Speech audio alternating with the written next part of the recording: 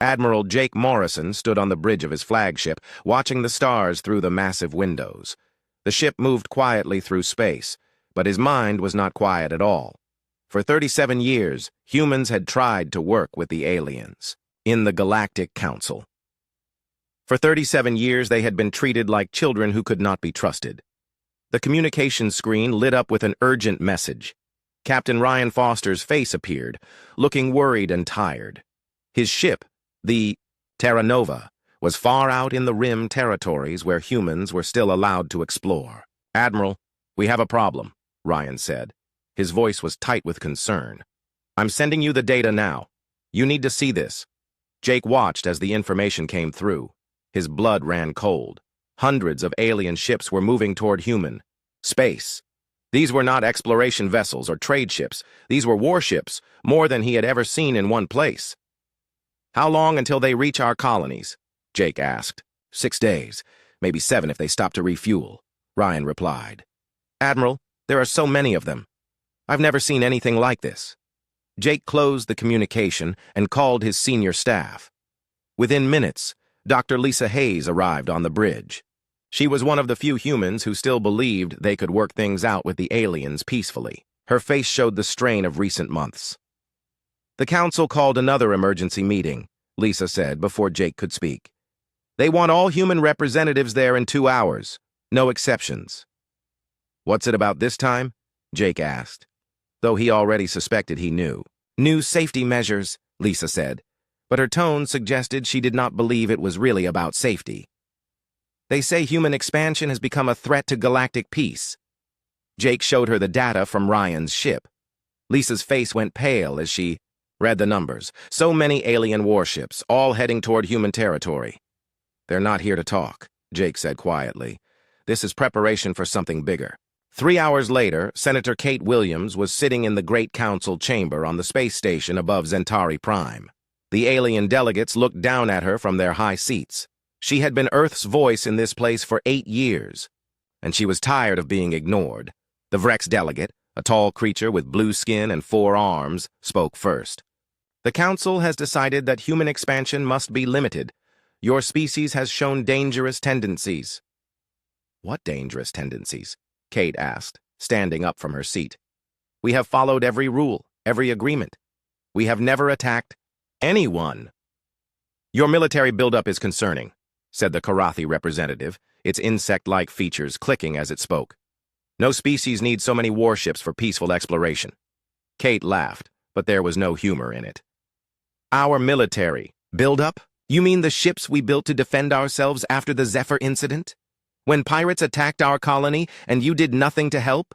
That is exactly what we mean," the Vrex delegate continued. "Your immediate response to any problem is violence. This cannot continue." The lead council member, an ancient being called the First Speaker, raised one of its many tentacles for silence. "The decision is made. Humanity will accept new territorial limits. You will remain in your current sector, no new colonies, no expansion beyond the barriers we will establish." "And if we refuse?" Kate asked. "Then corrective action will be taken," the First Speaker said simply. Kate felt her heart racing. "Corrective action? What does that mean?" "It means what it needs to mean," the Vrex delegate replied. Back on Earth, Jake was in an emergency meeting. With the planet's leaders, the room was full of military officers, scientists, and politicians. Everyone looked worried. "They want us to give up our military," General Chris Hughes said, reading from the Council's demands. "All warships to be turned over to Council control within 30 days. "That's impossible," said President Helen Martinez. "We need those ships to protect our colonies." Dr. Lisa Hayes spoke up from her seat at the table. "I've been analyzing their behavior patterns for weeks.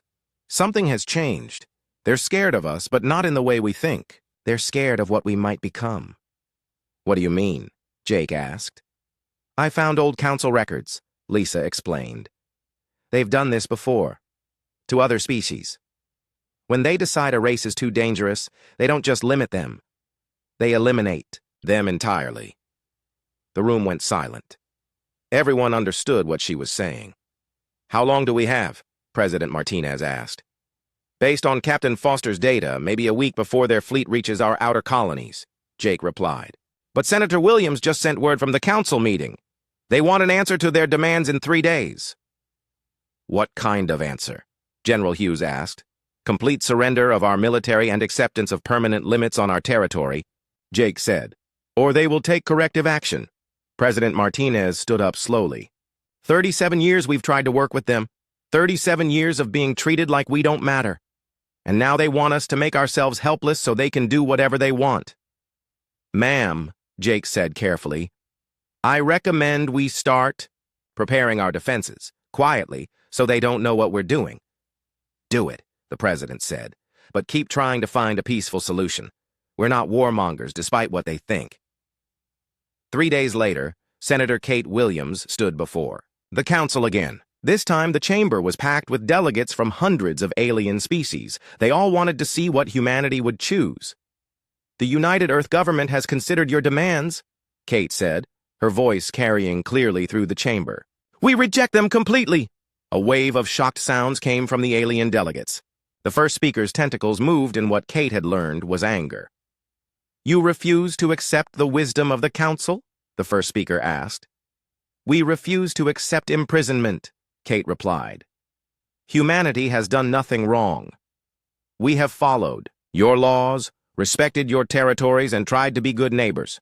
If that's not enough for you, then this partnership was never real. Then you choose the consequences, the Vrex delegate said. We choose freedom, Kate answered, and we choose to defend ourselves against anyone who tries to take that away. As Kate left the chamber, she knew there would be no more talking. Hooray. Aliens had made their choice, and now humanity would have to make theirs. Behind her, the council delegates were already planning their next move. They had given humanity a chance to submit peacefully. Now they would show the galaxy what happened to species who refused to know their place. But they had no idea what. They had just awakened. For 37 years, humans had been patient. They had been diplomatic. They had tried to fit in. That time was over. Now they would show the galaxy exactly what humans were capable of when pushed too far. Commander Alex Parker was having breakfast with his family when the alarms started screaming. On the planet New Eden, mornings were usually peaceful. 3 million humans had made this world their home over the past 20 years.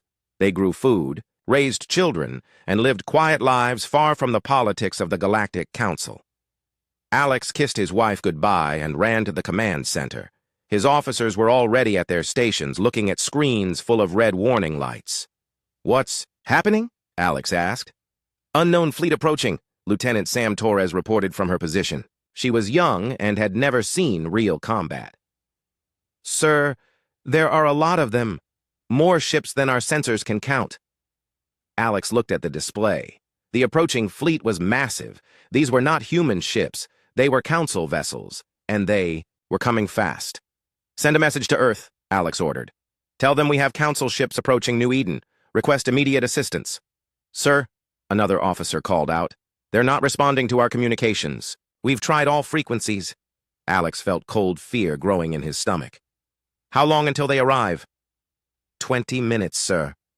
Alex opened a channel to all of New Eden. His voice went out to every home, every farm, every school on the planet.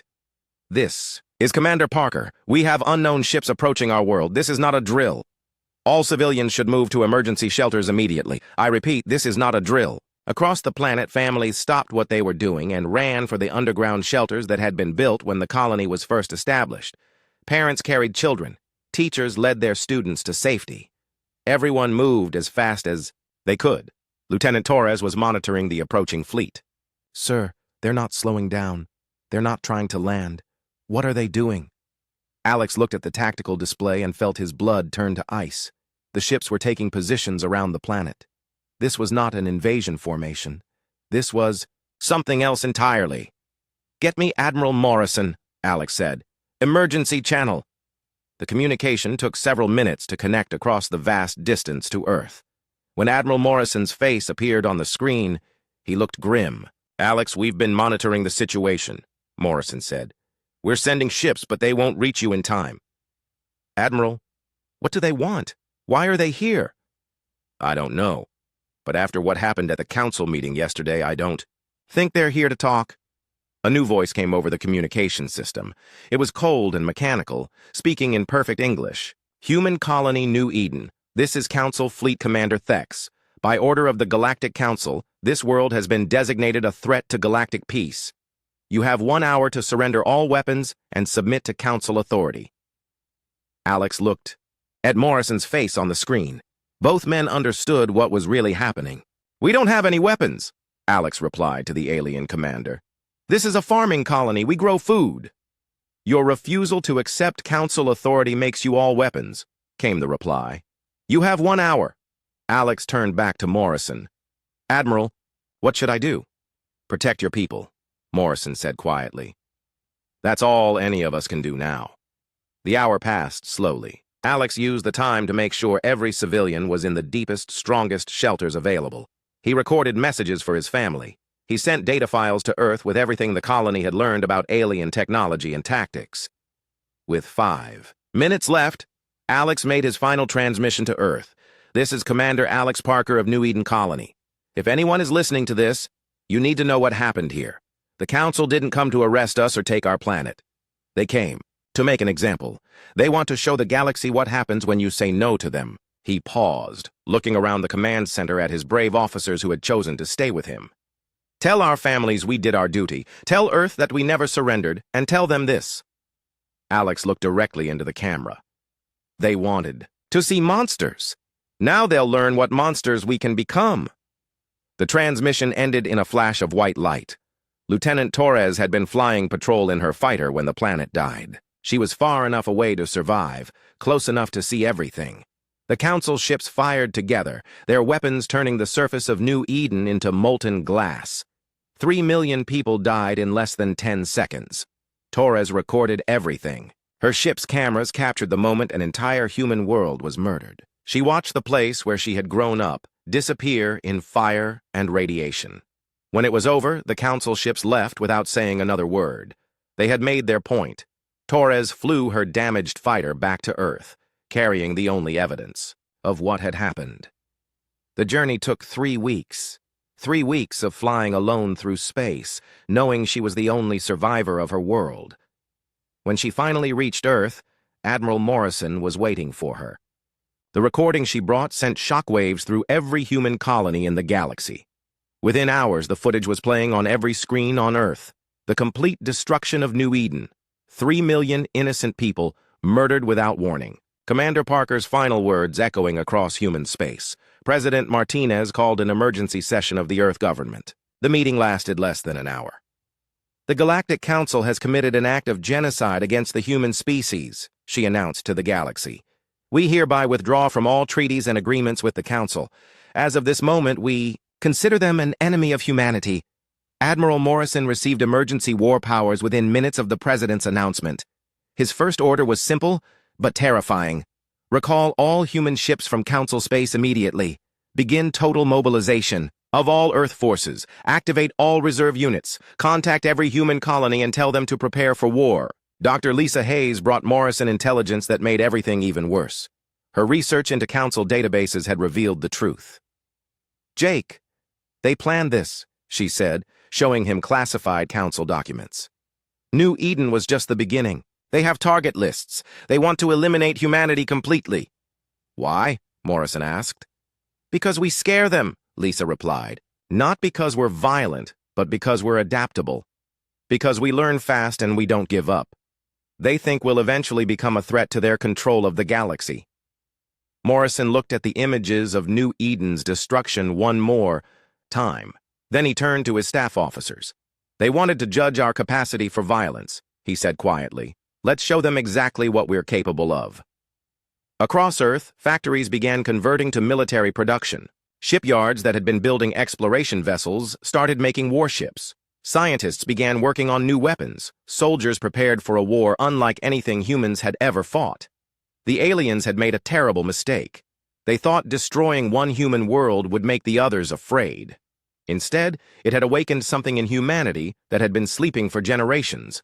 The peaceful explorers and farmers were gone. In their place stood something the galaxy had never seen before. Humans with nothing left to lose and everything to fight for. The Council had wanted to see what humans would do when pushed to their limits. Now they were going to find out. 6 months after New Eden burned, the galaxy was learning what human anger looked like. Major Danny Walsh crouched in the shadows on the alien world of Karathi Prime. His team of 12 commandos had been on the planet for 3 days, moving like ghosts through the alien city. Tonight they would complete their mission. Target confirmed, whispered Sergeant Lucy Chen through his earpiece. She was watching the building where the Karathi Council members lived. 5 guards at the main entrance, 2 more on the roof. Danny smiled grimly. The aliens still didn't understand how humans fought. They expected big battles with lots of ships and soldiers. They didn't expect small teams of humans to appear in their bedrooms in the middle of the night. "Move in," Danny ordered. His team moved like shadows. The alien guards never saw them coming. Within 10 minutes, every Karathi leader who had voted to destroy New Eden was dead. Danny's team was already moving to their extraction point when the aliens discovered what had happened. "Operation Ghost completed," Danny reported to Earth. "Package delivered." Similar missions were happening across the galaxy. Human Special Forces teams appeared on dozens of Council worlds. Alien leaders who thought they were safe in their palaces, and government buildings learned that nowhere was beyond human reach. Back on Earth, engineer Lucy Chen was working on projects that would have terrified the aliens if they knew about them. Her workshop was full of weapons that looked like science fiction, but they were very real. "The kinetic bombardment system is ready for testing," she reported to Admiral Morrison. "We can drop tungsten rods from orbit and hit targets with the force of nuclear weapons, but without the radiation." Morrison studied the plans. "How accurate?" "We can hit a building from space and leave the one next to it untouched," Lucy replied proudly. "And the nanite swarms? Even better. We release them near an enemy fleet and they eat through the ship's hulls like tiny metal termites. The ships fall apart from the inside." Morrison nodded. "What about the hunter-killer drones?" Lucy's eyes lit up. "Those are my favorite. Each one has its own artificial intelligence. Once we program them with a target, they never stop hunting. They can follow an enemy ship across the galaxy if they have to. These weapons were already being used against Council forces. Captain Bill Carter commanded a new type of ship that was designed for stealth operations. His vessel could move through space without being detected, appearing next to enemy fleets like a ghost. "Target acquired," Carter reported as his ship approached a Council supply convoy. 12 cargo ships, 4 escorts. "Weapons free," came the reply from Earth. Carter's ship fired a spread of the new hunter-killer drones. Each one was no bigger than a human, but they were packed with explosives and artificial intelligence. The drones scattered, each one picking a different target. Within minutes, the entire Council convoy was destroyed. Carter's ship disappeared back into the darkness before the aliens even knew what had hit them. The Council was beginning to panic. Their fleets were being picked apart by invisible enemies. Their leaders were dying in their sleep. Their supply lines were collapsing. "How are they doing this?" demanded the first speaker at an emergency council meeting. "Humans are just one species. We are hundreds of species working together." The Vrex military commander looked exhausted. "Sir, they fight differently than we expected. We prepared for large battles, but they are everywhere and nowhere. They attack our supply ships, kill our leaders, and disappear before we can respond. What about their main fleet?" "That's the problem, sir. We can't find it." The truth was that Admiral Morrison had learned from studying alien tactics for 37 years. While the Council was looking for humanity's main battle fleet, Morrison had broken his forces into hundreds of small groups. Each group operated independently, hitting targets across the galaxy. The aliens had superior numbers, but they were fighting the war they expected instead of the war humans were actually giving them. "Intelligence reports are coming in from all sectors," reported General Chris Hughes during a staff meeting on Earth. "The Zephyr Republic is requesting a secret meeting with our diplomats. The Karathi are pulling their forces back to defend their home worlds. 3 smaller species have already withdrawn from the Council alliance." Morrison smiled. "Fear is a powerful weapon. They're starting to realize this war might not go the way they planned." Dr. Lisa Hayes had been studying captured Council technology. "Jake, you need to see this," she said, bringing him a datapad. "We've cracked their communication codes. Their technology is actually behind ours in several key areas. How is that possible?" They've been the dominant power for so long that they stopped innovating. They got comfortable. Meanwhile, we've been trying to catch up for 37 years. We had to get creative. Morrison looked at the technical data. Are you saying we have better weapons than they do? In some areas, yes. Our computers are faster. Our materials are stronger. Our tactics are more flexible. They have more ships, but our ships are better. This news changed everything. Morrison had been planning a defensive war, trying to survive until the Council got tired of fighting. Now he realized humanity could actually win. Begin Operation Reckoning, Morrison ordered. I want simultaneous strikes on 17 Council strongholds. Show them what coordinated human military action looks like. The operation began at exactly the same moment across the galaxy. Human forces that had been hiding in the darkness suddenly appeared at 17 different Council military bases. The attacks were perfectly coordinated, hitting the aliens when they least expected it. The Council's impregnable fortress world of Thex Prime was the primary target. Major Walsh led the ground assault, while Captain Carter's stealth ships provided support from orbit. They're not expecting us, Walsh reported as his troops moved through the alien base. Their defenses are designed to stop big invasions, not small teams of humans. The battle for Thex Prime lasted 6 hours. When it was over, the Council had lost their most important military base and thousands of their best soldiers. The fortress, that was supposed to be impossible to capture, had fallen to a few hundred human troops. News of the victory spread across the galaxy faster than light. Species that had been afraid to oppose the Council suddenly began to question their loyalty. The aliens, who had seemed so powerful and unstoppable, had been defeated by the humans they had tried to destroy. Sir, reported Captain Foster from his ship in the Outer Territories, we're receiving surrender offers from 4 different Council species. They want to negotiate separate peace treaties. Morrison was in his command center, looking at reports from across the galaxy. Human forces were winning battles everywhere. The Council's fleets were in retreat. Their allies were abandoning them. Not yet, Morrison replied. They chose to start this war by murdering 3 million innocent people. We'll decide when it ends. The galaxy was learning that humans could be patient when they needed to be, but once you made them angry, they would never stop until justice was served. The Council had awakened something in humanity that they didn't understand and couldn't control. The war was far from over, but the tide had turned completely. The species that thought they could eliminate humanity was discovering what humans were really capable of when they stopped pretending to be peaceful. 1 year after the destruction of New Eden, Colonel Nina Brooks stood on the command deck of the assault ship Vengeance, watching the capital world of the Galactic Council grow larger on the screen. Centauri Prime had never been attacked in its 1,000-year history. Today, that would change. Final approach in 30 minutes, reported her navigation officer. Around the massive planet, hundreds of human ships moved into attack positions.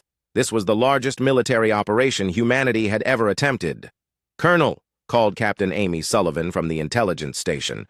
We're receiving surrender. Broadcasts from the surface.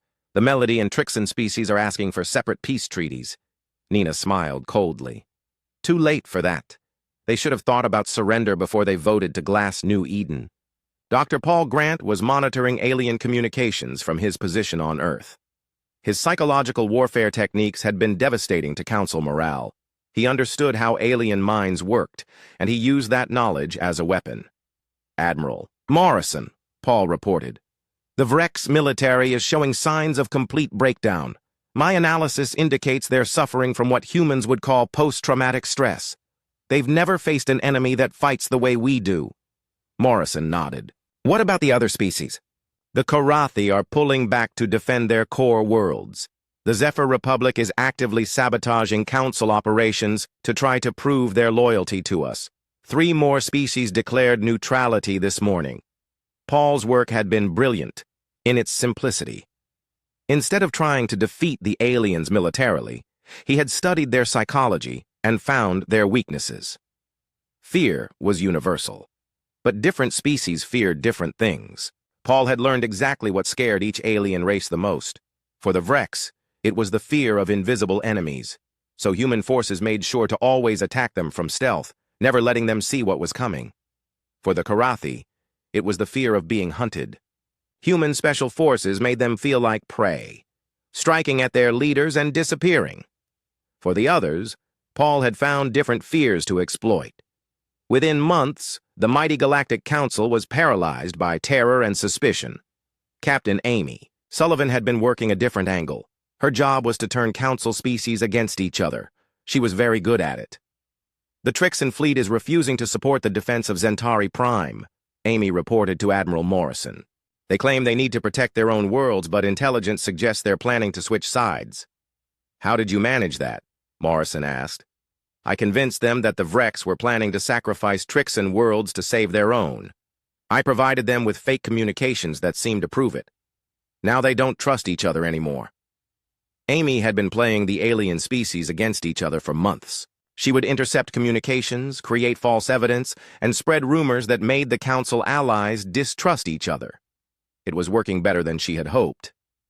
As the human fleet approached Centauri Prime, the planet's defenses came online. Massive energy shields surrounded the world. Orbital platforms bristled with weapons. This was supposed to be the most defended planet in the galaxy. "They're putting up quite a show," Colonel Brooks observed, as alien weapons began firing at the human ships. "Too bad we're not planning to fight fair." The human attack began with Engineer Lucy Chen's kinetic bombardment weapons. Tungsten rods dropped from orbit, striking the planet's shields with incredible force. Each impact was like a small meteor, but perfectly aimed. "Shields are fluctuating," reported the tactical officer. "The bombardment is overloading their power. Systems!" "Launch the nanite swarms," Brooks ordered. Millions of tiny robots spread out from the human ships, moving toward the alien orbital platforms. To the defenders, they looked like space dust. By the time they realized what was happening, the nanites were already eating through their hulls. "Platform 7 is going dark," came a report. "Platform 12 is venting atmosphere. Platform 3 just exploded!" The hunter-killer drones came next. Each one targeted a different defensive position, learning from the failures of the others. They adapted to alien countermeasures faster than the defenders could deploy them. Colonel Brooks watched the battle with professional interest. This was what total war looked like when humans stopped holding back. Every weapon, every tactic, every advantage was being used. "Colonel," called her communications officer, "we're receiving a message from the planetary governor. He wants to discuss surrender terms." "Tell him we'll discuss terms after we control the planet," Brooks replied. "Not before." The invasion of Centauri Prime was unlike anything the galaxy had ever seen. Human Marines didn't just attack the obvious targets. They struck everywhere at once, using tactics that confused and terrified the defenders. Major Danny Walsh led airborne troops that dropped directly into the government district. Captain Bill Carter's stealth ships delivered commandos to strategic targets across the planet. Regular Marine units advanced on multiple fronts, forcing the aliens to spread their defenses thin. "The aliens are good at fighting set battles," Walsh reported as his troops moved through the alien capital city. "But they can't handle chaos. Every time they try to organize a defense, we hit them somewhere else." The battle for Centauri Prime lasted 3 days. The aliens had superior numbers and better defensive positions, but they couldn't adapt to human tactics fast enough. Humans fought like they had nothing to lose because they remembered New Eden. On the morning of the 4th day, Colonel Brooks stood in the council chamber where Senator Kate Williams had been humiliated 2 years earlier. The Great Hall was empty, except for her Marines and a few terrified alien officials. "This is Colonel Nina Brooks of the United Earth Forces," she broadcast to the galaxy. "Centauri Prime has fallen. The Galactic Council is defeated." The surrender was broadcast across every world in Council space. Species that had been fighting against humanity suddenly found reasons to negotiate. The war wasn't over, but everyone knew who had won. Admiral Morrison received the surrender documents on Earth.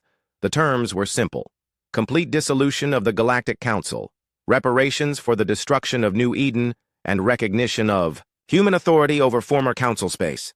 "Sir," reported General Hughes, "we're receiving requests for alliance agreements from 47 different species. They all want to be on the winning side now." Morrison looked at the list of alien species begging for human protection. A year ago, these same aliens had voted to limit human expansion. Now they were asking humans to protect them from each other. "Schedule meetings with their ambassadors," Morrison decided, "but make it clear that this is not the old council. This is a human-led alliance. We make the rules now. Dr. Lisa Hayes brought Morrison disturbing intelligence from the captured council archives. Jake, you need to see this. The council had detailed plans for eliminating 17 different species they considered dangerous. Not just us. They were planning to commit genocide against any species that might eventually challenge their power. Morrison read the files with growing horror. The council had been preparing to murder billions of beings across dozens of worlds. Humanity had not just been defending themselves, they had been defending the entire galaxy from a regime that was planning mass extermination. Release this information to all the species on their target list, Morrison ordered. Let them know what they were saved from. Within hours, the galaxy understood that the war had not been about human aggression. It had been about survival against a regime that was planning to commit genocide on a galactic scale. The remaining council loyalists surrendered within days. No one wanted to fight for leaders who had been planning to exterminate entire species. Colonel Brooks supervised the occupation of Centauri Prime, while politicians and diplomats began the work of building a new galactic government. The age of the Galactic Council was over. The age of human leadership had begun. "Ma'am," one of her officers asked, "what should we do with the former council members who are still alive?" Brooks looked out at the alien city that had once been the center of galactic power. "Put them on trial. Let the galaxy see justice being done.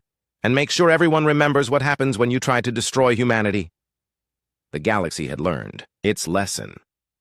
Humans could be peaceful neighbors and loyal allies. But if you threatened their families, their homes, or their freedom, they would become something else entirely. They would become the most dangerous species the galaxy had ever known. 5 years after the fall of Centauri Prime, President Helen Martinez stood before the newly built Galactic Assembly on Earth.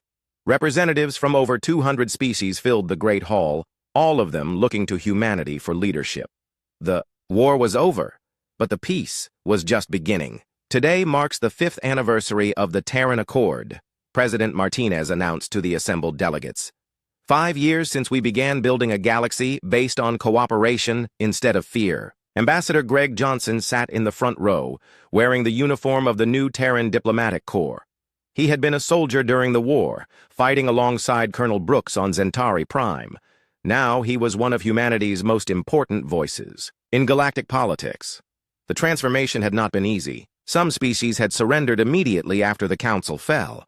Others had tried to continue fighting until they realized the futility of opposing human military might. A few had attempted to exploit the chaos for their own benefit. All of them had learned the same lesson. The galaxy had new rules, and humans would enforce those rules. "The Helix Confederation is requesting membership in the Terran Accord," Greg reported to President Martinez after the assembly session ended. "That would bring our total membership to 187 species." "What about the Vrex?" Martinez asked, still holding out. "They've established an autonomous zone in the Outer Rim and refuse all diplomatic contact." Martinez nodded. The Vrex had been the primary architects of the plan to destroy humanity. They were now confined to a small sector of space, reduced from galactic masters to a minor regional power. Some said humanity should have destroyed them completely, but Martinez had chosen mercy over vengeance. Admiral Morrison, now Supreme Commander of Terran Forces, had mixed feelings about the new galaxy.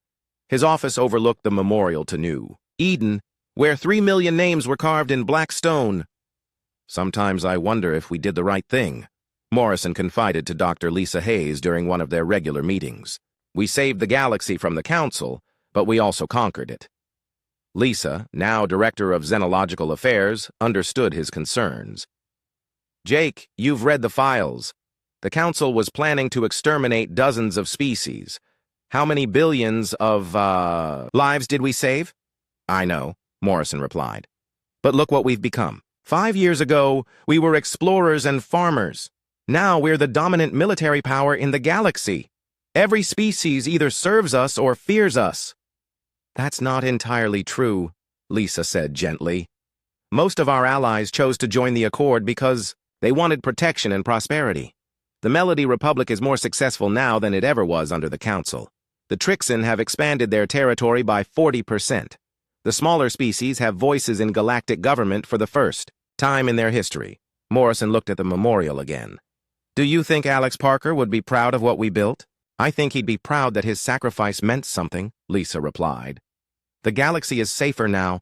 Children of every species can grow up without fear of genocide. That's worth fighting for. The Terran Accord was indeed different from the old Galactic Council. Instead of one species dominating all others, it was a partnership with humanity as the senior member.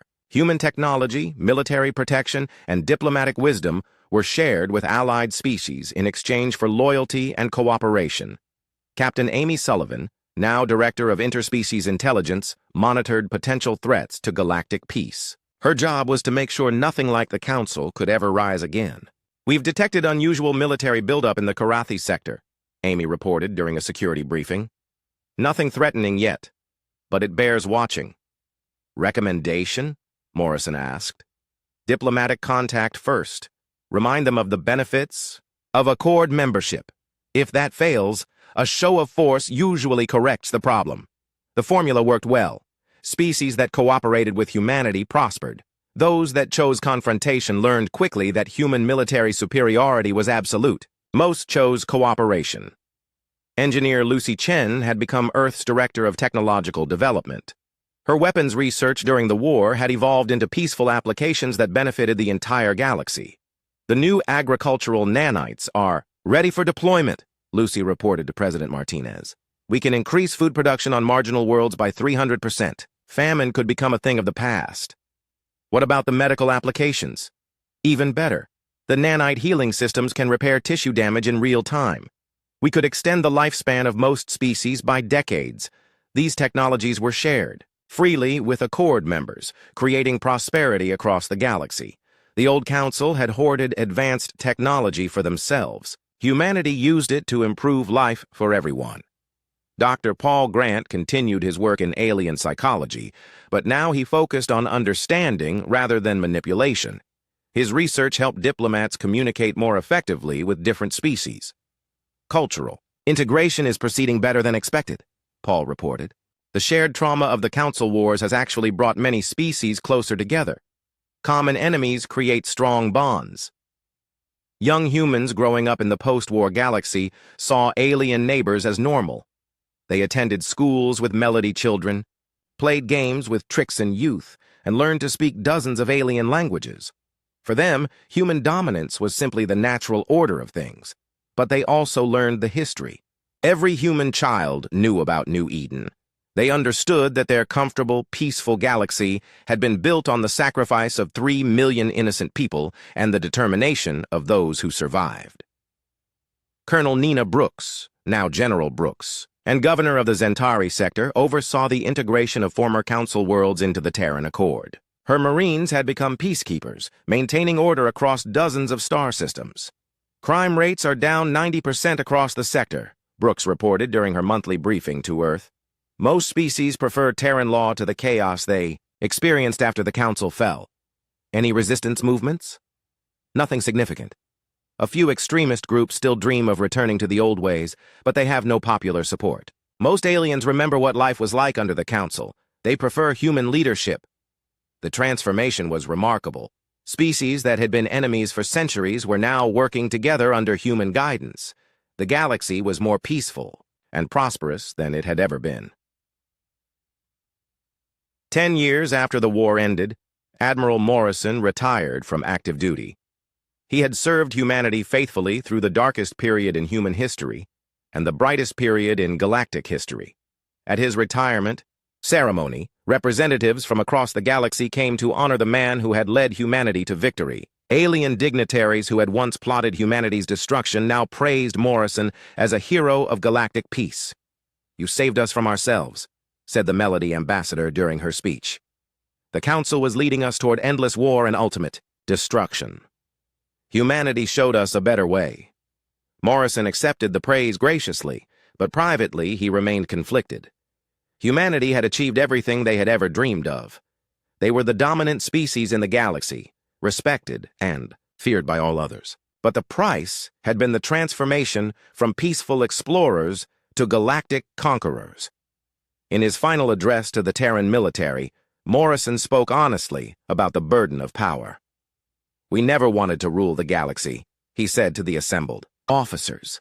"We wanted to explore it, to learn from it, to be part of it. But when the Council forced us to choose between submission and dominance, we chose dominance. The responsibility we carry is enormous. Every species in the galaxy looks to us for protection, for guidance, for justice. We must never forget that. With great power comes great responsibility. We must never become what the Council was. Remember New Eden.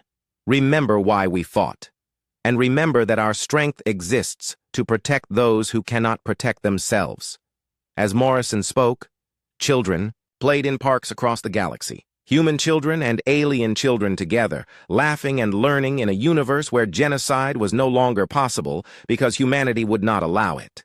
The galaxy had learned that humans could be the most dangerous species in the universe when threatened. But it had also learned that humans could be the most protective when others needed defending. The old Galactic Council had ruled through fear and oppression. The Terran Accord governed through strength and justice. The difference was everything. Humanity had not sought to become the galaxy's protectors, but when the choice was forced upon them, they had accepted the responsibility. They would carry it for as long as the galaxy needed them to. The age of human. Dominance had begun not with conquest, but with justice, and it would continue as long as there were innocent lives to protect and freedoms to defend. In the end, the Council's greatest mistake had not been underestimating human military capability. It had been underestimating human character. They had expected humanity to become conquerors, but instead humanity had become guardians. The galaxy was safer for it.